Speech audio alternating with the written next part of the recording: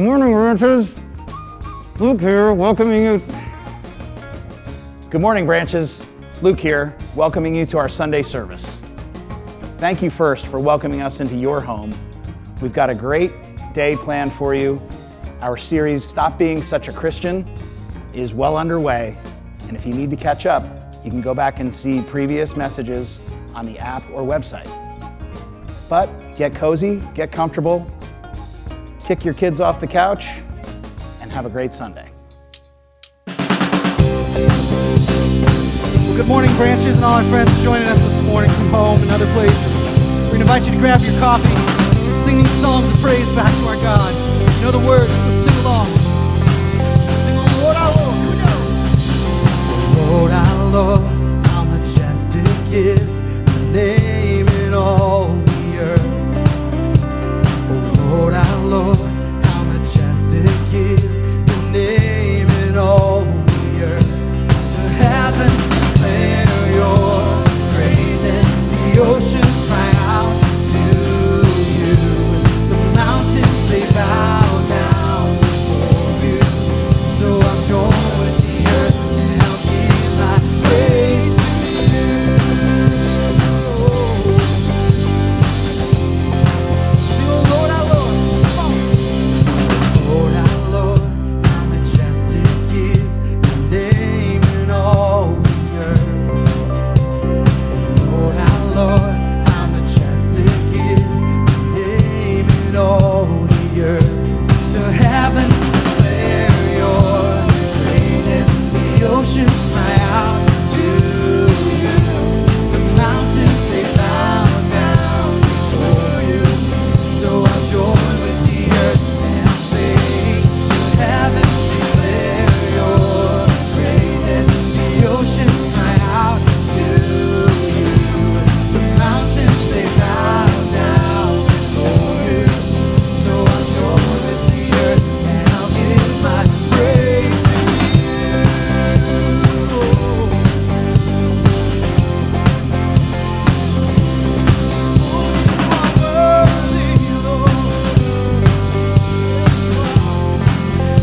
Sing our worship. I will worship you with all I am. I will worship you, for you are worthy. I will worship you, you Lord. I will worship you. Let's sing, we will worship. We will worship you. We will worship you. The heavens declare your greatness, the oceans cry out to you. The mountains, they bow down before you. So I'll join with the earth and I'll sing. The heavens declare your greatness, the oceans cry out to you. The mountains, they bow down before you. So I'll join with the earth and I'll give my praise to you. So I'll join with the earth and I'll give my praise to you. So I'll join with the earth and I'll give my praise to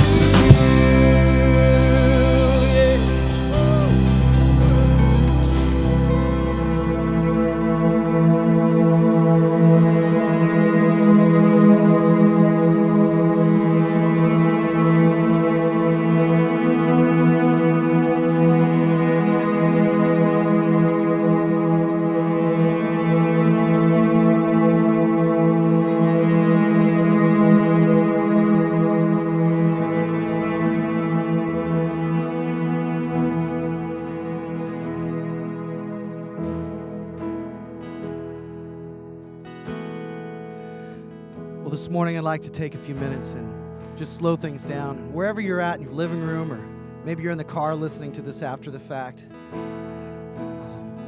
before we sing a song that says 10,000 reasons to bless the Lord, I just thought, I think it'd be appropriate to take a minute and just count all the ways that God has been good to us, all the ways He's blessed us.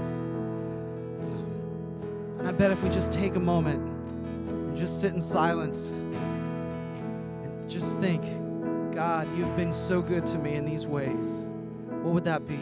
So I'm going to invite you wherever you're at just to take a moment and thank God for the reasons He's given us to sing these songs, to have hope.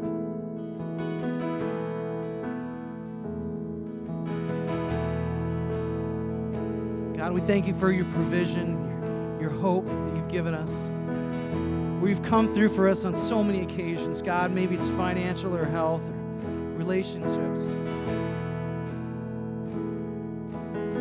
And I know that there's a lot of hurt still happening out there in the world. A lot of us are experiencing painful things. But the fact that we can get up in the morning and look to you for our hope, that we have a future filled with joy, God, we just thank you for that. May we have hearts of gratitude this morning. We love you, God. Let's sing this together. Bless the Lord, oh my soul, oh my soul. Worship His holy name. Sing like never before, oh my soul.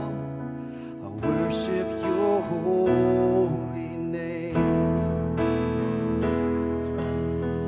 Sing, the sun comes up. The sun comes up, it's a new day dawn. It's time to sing your song again. Whatever may pass and whatever lies before me, let me be singing when the evening comes. Bless the Lord, oh my soul, oh my soul. Worship His holy name. Sing like never before, oh my soul. I worship your holy name. You're rich in love, you're rich in love, and you're slow to anger. Your name is great, and your heart is kind. For all your goodness, I will keep on singing. 10,000 reasons for my heart to find. And bless the Lord, oh my soul, oh my soul. Worship His holy name. Sing like never before, oh my soul. I worship your holy name.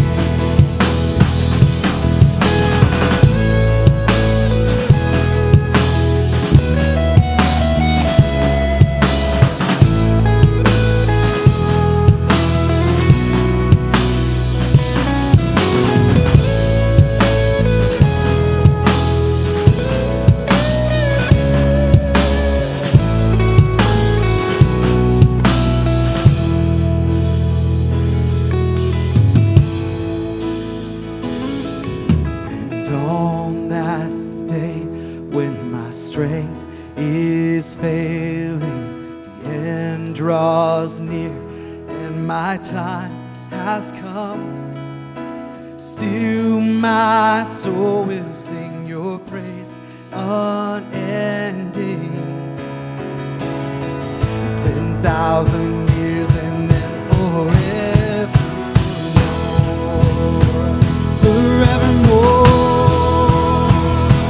Bless the Lord, oh my soul, oh my soul.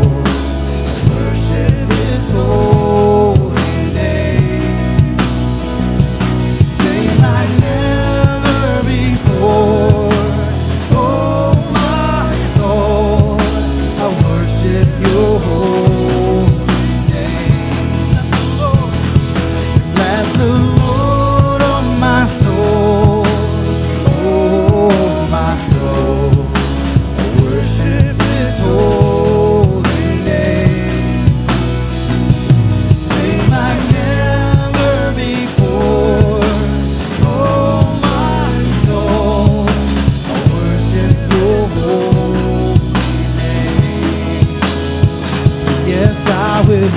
worship your holy name.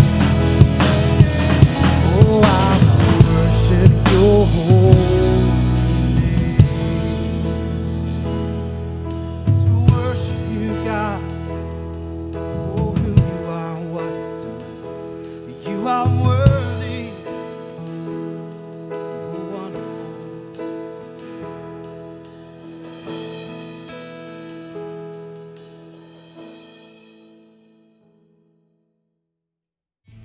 Hello and welcome to week 3 of Stop Being Such a Christian. Being a Jesus follower is much more than simply being affiliated with a label or a denomination. It is also much more than pointing out all the other things other people are doing wrong. But Christians have a reputation for being condemning, judgmental, and mean, while Jesus' disciples were known for how they loved, how they lived, and who they followed. So how do we get back to that kind of reputation in the world? What does it look like for us to be more like those early disciples following Jesus? Better yet, how do we invite those who aren't following Jesus to enter into a relationship with Him? Maybe it's time we consider being a disciple and stop being such a Christian.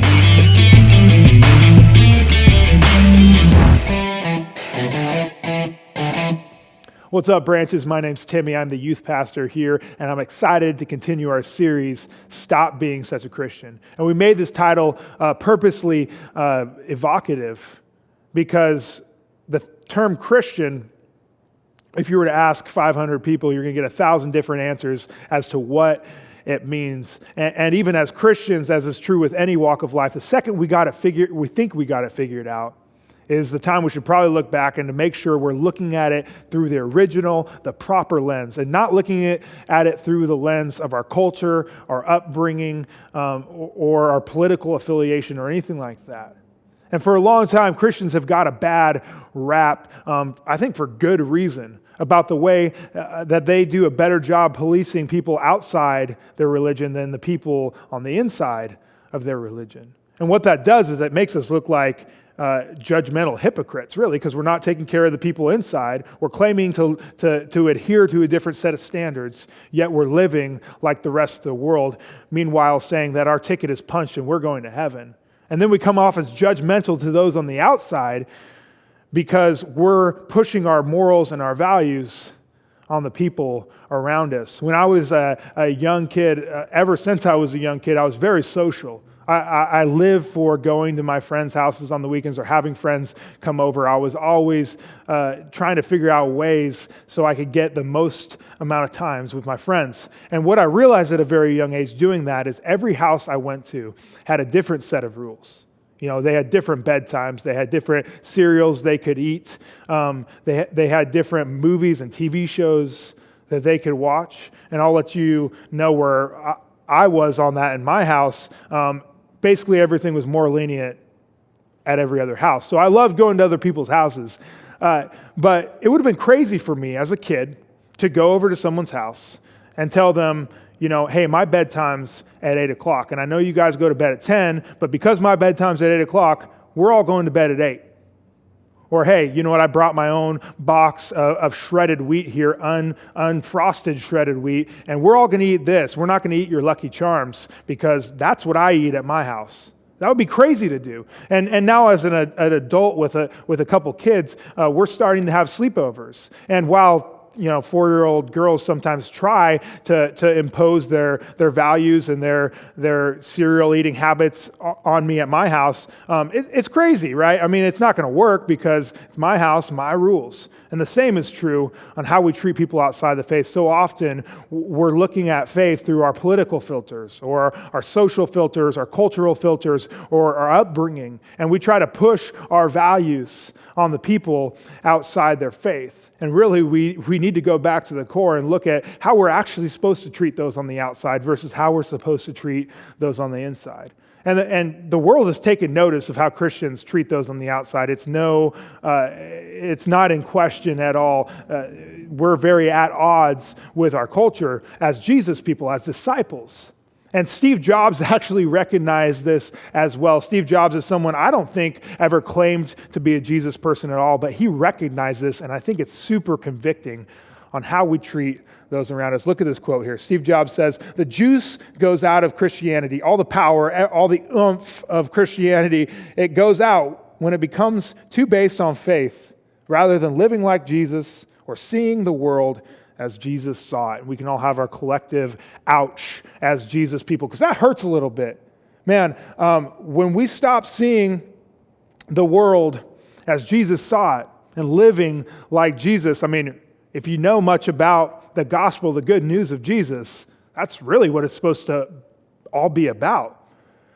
But instead, when it just becomes something that we believe because we're Republican, or we believe because we're a Democrat, or the way we were raised, the country, the area that we were raised in, whatever it is, when it just goes back to that, we're missing something. And it's an issue that needs to be resolved, but we don't really know how. And Jesus actually made it pretty clear on how we're supposed to treat those inside and outside the faith. I think it's important that we go back and see what he said. And you've heard this verse a couple times already if you've been tuning into this series, but I think it is so pivotal on how we treat people. In the book of John, chapter 13, verse 34, Jesus says this.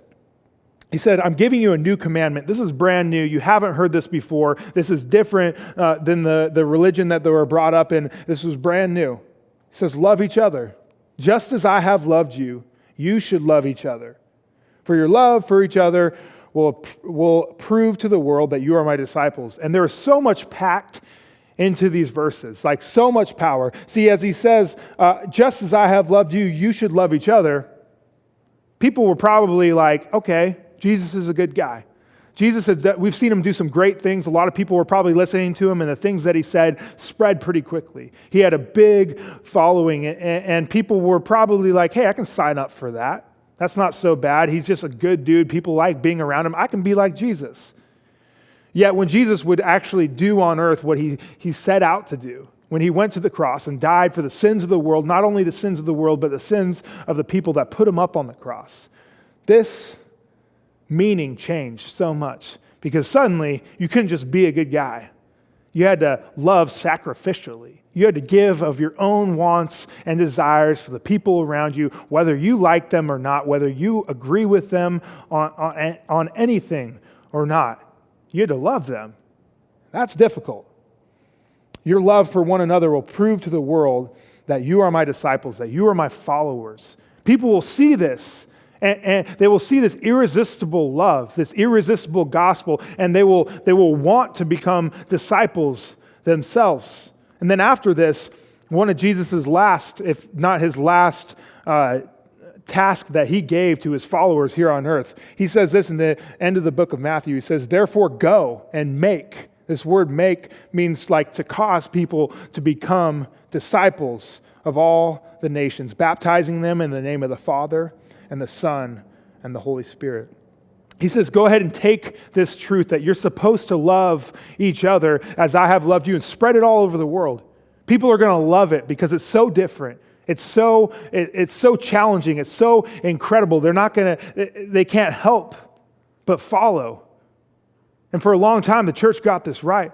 The Jesus followers got this right. They were going out into a culture, into many cultures that had deep-seated religion already. There was no room for another religion. This was all new, but because of the way they loved each other inside the church and outside the church, they couldn't help but follow, and all these churches began popping up all over the Mediterranean and beyond. And for a long time, like I said, this gospel spread like wildfire when it shouldn't have, and it was incredible. And they got this right for about 300 years. And then around 300 AD, Rome made Christianity its official religion, which for the first time, Christianity was always this underdog. The gospel was this underdog faith that was coming, and just all they had was love. All they could do was present the gospel. They had nothing else to leverage but love. And suddenly they had the power. And they began leveraging their power over people and imposing their will on the people outside the church. And while it's super cool that it even got big enough for the most powerful empire on the planet to accept Christianity as their official religion, For the first time, they had the power and they leveraged it. And suddenly the gospel that said, therefore, go and make disciples of all the nations, looked more like, therefore, go and impose your morals and your values on the rest of the world, threatening them with fire and brimstone and sword if they don't. And just like that throughout history, as Christians, as a whole, the Big C Church has kind of got this wrong to some extent, where we've leveraged things other than love on the people around us to try to bring them in and to believe like we believe. It's like going over to a friend's house and telling them to adhere to your rules as a kid. It's not going to go over well. It's not going to make you any friends. They're going to think you're a weirdo, and they're going to want to not have you over again. And it's interesting because if you go back to the core, to the source of what we're supposed to do, loving one another, it doesn't say anything like that. And Paul actually seeks to clear this up even more in his writing to the Corinthian church. Now, this church in Corinth, I used to think that they had it all figured out, that they were something special because, they got the love chapter in there. They got 1 Corinthians 13, love is patient, love is kind. If you've ever been to a wedding, you've no doubt heard those verses. And what I realized about Paul's writings is they were more like reprimanding the churches that he had set up that were going the wrong way. And because 1 Corinthians has a couple books, and it's said that there's probably actually 4 of them, but there's 2 that we still have record of, that they're pretty long, and the church in Corinth had some issues. But he writes this to the church in Corinth. He says, even though I'm a free man with no master, I've become a slave to all people to bring many to Christ. He says he's become all things to all people so he can bring many as possible to Christ. And he later goes on to say, hey, I've become a Jew to the Jews, a Gentile to the Gentiles, whatever it takes. And I'm not going to go tell the Jews to become Gentiles or the Gentiles to become Jews because that doesn't matter. That's all secondary. I'm not going to tell the Republicans they have to become Democrats, the Democrats that they have to become Republicans if they're going to be Christians. That's not the idea. See, the church, the gospel is central here. It's not on the periphery. It is the goal. It has to be the goal. For us as Christians, the gospel has to be the center. It's not just a nice little add-on that we add on to our lives. And what Paul's saying, I've done whatever it takes to bring as many as possible. And when I look around Christianity as a whole, my life, even at times, we're doing a better job pushing people away than we are bringing people in. And it's not because the gospel's flawed. It's because we're flawed. Christians often are standing in the way. And disciples are meant to invite, not impose. And you know this, right? You know what Paul's doing here, because if you've ever won a contract before, if you've ever sold a big product, if you've ever crushed an interview and sold the idea of you, if you've ever won a bid for a job, you did that by loving or presenting the best possible product to where they couldn't help but buy you or your product. You do it by loving, not imposing. If you just go in there and say, hey, you have to buy this, you have to buy what I'm selling, they're going to tell you to take a hike. They're not into that. You have to give of yourself. You have to sacrifice of yourself. You have to give it your all in the right way to get someone to want to buy your product, to get someone to want to buy you. Instead, we have put ourselves unnecessarily at odds with culture. See, Christianity, faith, discipleship, following Jesus, this gospel that we're supposed to adhere to is incredible. It is the best news to ever face human history, to ever face our planet. It's so good. See, we believe that lives can be changed for the better, that relationships that had no hope could be restored. We believe that through Christ, that addictions can be broken, that people can find joy, not just temporary happiness that we find here in life, but lasting joy through no matter what circumstances they face. And through those same dark valley circumstances that many of us have faced and are facing right now, that we can have peace through it all. This is the most important news to face the planet. So why isn't it selling? What are we getting wrong here? It comes down so much to the way we treat those on the outside of faith. And Paul actually makes it abundantly clear on how we're supposed to treat those inside the faith versus how we're supposed to treat those outside the faith. In this same letter to the Corinthians earlier on, he kind of has this strange, very specific issue that he spends a whole chapter dealing with. And it's pretty incredible. And in this, you can see how clearly he tells us to deal with those inside versus outside of the faith. He says, I can hardly believe the report about the sexual immorality going on among you. So you know this is going to be good. Something that even the pagans don't do. Now he's saying, hey, the worst of the worst people, they don't even do this. They're looking from the outside and saying, hey, you guys all have your ticket stamped and you're all going to heaven supposedly. But you guys are living worse than we used to be the butt end of every joke. Now you Christians are making fools of yourselves. The pagans don't even do this. I'm told that a man in your church is living in sin with his stepmother. That's messed up. You can't do that. And it's important to note, churches at this time, they weren't big. It's probably meeting in a home, 40 to 50 people. This is a tight-knit group. Everybody knew each other's business. They all knew this was going on. And it says this, that you're so proud of yourselves.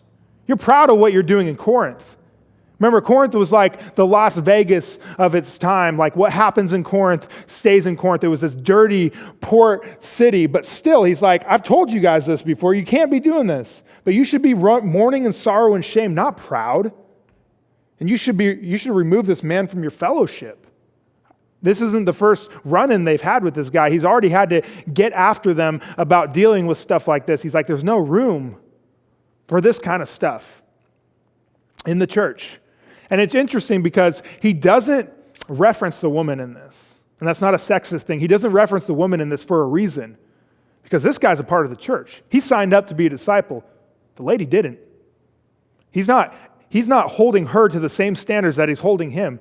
He's saying, hey, I'm not judging her because she's on the outside, but I am judging him because he's claiming to be redeemed by the power of Christ. And you can't be living like that when you've been redeemed by the power of Christ. He goes on in verse 9 to say this, when I wrote you before, I told you not to associate with people who indulge in sexual sin. That's a difficult ask, right? I mean, if you were to ask anybody that today, you'd be like, well, I'd have to remove like 75% of my friends at least, and those are the ones I know about. And then he says this, but I wasn't talking about unbelievers who indulge in sexual sin or are greedy or cheat people or worship idols. You would have to leave this world to avoid people like that. Some of you guys are like, I can't even go to my family reunion if this is true, right? And then he says this, I meant that you are not to associate with anyone who claims to be a believer. There you go. There's the key right there. Anyone who claims to be a believer yet indulges in sexual sin or is greedy or worships idols or is abusive or is a drunkard or cheats people. He even ups the bar there a little bit and adds a few more. He says, don't even eat with such people. And then he goes on to say this, and this is when it gets so clear.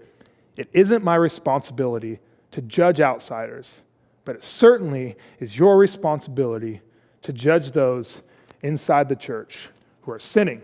Then he goes on to say this, God will judge those on the outside, but as the scriptures say, you must remove the evil person from among you. That's convicting. That is difficult. And again, we have this incredible gospel, this incredible good news. And as Christians, we cannot get in the way of that. See, so often people are already turned off to the idea of a relationship with Christ because they see how his followers, his supposed followers, are acting and how they're hypocrites. They're not policing people inside their own church. They're not taking care of their own issues. And they're claiming to have the answer, yet they're living like everybody else. And then they're going out and telling us on how we're supposed to conduct our business and live our lives. And we're serving as a barrier instead of an invitation. But when we get our lives right, when we police those inside the church and we come at people who are struggling in sin with love inside the church, and when we treat those on the outside with love, when we get this right, man, our lives serve as a constant invitation to follow. When we get this right, our lives serve as a constant invitation to follow. The gospel is so good. It's so good. It's the answer to all the problems we have here on earth. Yet we get in the way. See, as Christians, we should be known for what we are for rather than what we are against. We are for life change. We are for relationships being restored. We are for addictions being broken. We are for peace in hard times. We're for love. And we should be going out of our way to encourage those in the faith and pushing them towards love, pushing them towards living like Christ. And then we should be loving those on the outside until they can't help but follow. Because that gospel that we all should be living by is so irresistible, so powerful. And remember, if we're ever leveraging anything other than love on the people outside the faith, we need to look back and really get back to the core on what we're supposed to be doing. To love the world as Jesus loved it, to love sacrificially, to not impose our will on those outside the faith. Our lives will serve as a constant invitation to follow. This is so vital that we get this. We need to be encouraging those in the faith to live like Jesus and love those on the outside of the faith until they do follow. And we should never leverage anything besides love on those outside the faith. Branches, we need to get this right. It's time for a change. I love you guys. Have a great week. Hey, thanks so much for joining us this morning for our online service. For those of you who join us on a regular basis, you may be used to this segment being a live Q&A with Timmy and me called Talking Branches. This week, we're changing things up a little bit, and we will make that segment available as bonus content on Tuesday of this week. If you're in a watch party, though, we have some discussion questions from today's message for you in just a minute. Remember, you can follow us on our app, website, Facebook, and Instagram to stay connected to everything happening here at Branches. Now, I want to take a minute to say thank you to those of you who have continued to partner with Branches financially through this season. And I want to remind you that you can continue to partner with us online or by mail. We will post those links in the comments section for your convenience.